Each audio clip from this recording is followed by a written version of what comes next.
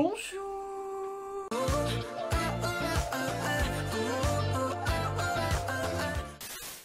Après ma petite sélection de dramas de Noël aventure et ma petite sélection de dramas de Noël fantastique, voici ma petite sélection de dramas de Noël émotion. Et je vous préviens, ce sont deux dramas hyper tristes, donc vous ayez quand même le cœur bien accroché, mais j'avais quand même envie de vous parler d'eux dans cette sélection de Noël parce que ce sont les dramas d'hiver et parce que ce sont des dramas vraiment cultes pour moi.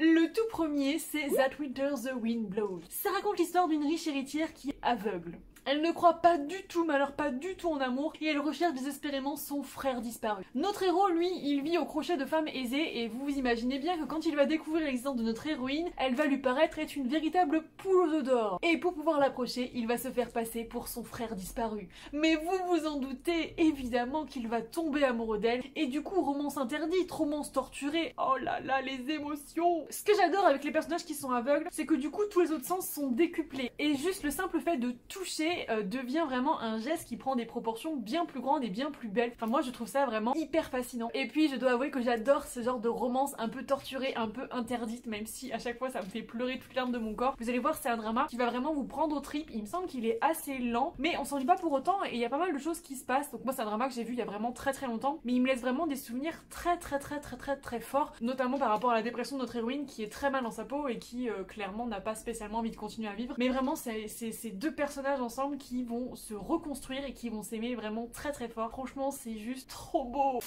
Le deuxième drama de cette sélection, c'est un drama qui me tient énormément à cœur. C'est un drama que j'ai regardé il y a très longtemps maintenant, qui fait partie des tout premiers que j'ai vus en fait, et qui est absolument terrible. Si vous avez envie de pleurer un bon coup histoire de vider votre sac, franchement ce drama est parfait, il est terrible.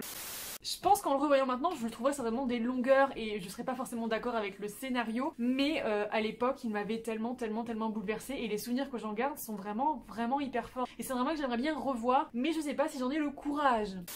Bref, ça raconte l'histoire d'une jeune fille qui vit avec sa tante, je crois, qui va se remarier avec un autre homme et cet autre homme a un fils. Il faut savoir que Anna, notre héroïne, c'est un personnage qui est maltraité par sa tante et sa cousine et qui vraiment vit un enfer au quotidien. Et elle va découvrir dans ce garçon qui a son âge, qui va aller dans la même classe qu'elle, un allié qu'elle n'aurait pas soupçonné. Surtout que de base, il ne parle pas du tout. Il s'est enfermé dans un espèce de mutisme et il a vraiment aucun contact avec l'extérieur. Ce qui m'avait vraiment énormément touché dans ce drama, c'est qu'ils vont développer une relation qui est fusionnelle mais en même temps qui est vraiment pleine de conflits. Ces deux personnages qui n'arrivent pas à se comprendre et qui vont passer par plein de moments très tristes. Et d'ailleurs le drama se divise vraiment en deux parties. La partie enfance qui je pense est vraiment ma préférée et la partie adulte où ils se retrouvent des années plus tard qui m'a louloulou, ça m'a tellement bouleversée. Leur histoire elle est tellement dure, elle est tellement tragique et c'est tellement triste ce genre de romance où tu sais t'es là mais non s'il vous plaît faites quelque chose, faites que ça aille bien pour eux. Et non vraiment si vous avez envie de pleurer allez voir Even Street. De tous les dramas avec Ishiri Toru no Namida, c'est vraiment le drama qui m'a fait le plus pleurer de toute ma vie. Et je crois d'ailleurs que ce sont les premiers pas de Park Shin-hye, donc juste pour ça je pense que ça vaut le coup d'œil. Donc voilà, c'est tout pour moi, j'espère que cette petite sélection vous aura plu. Je vous retrouve très bientôt avec la sélection drama de Noël Feel Good. Et sinon, je vous dis à demain pour une prochaine vidéo. Sarani, popo, bye bye.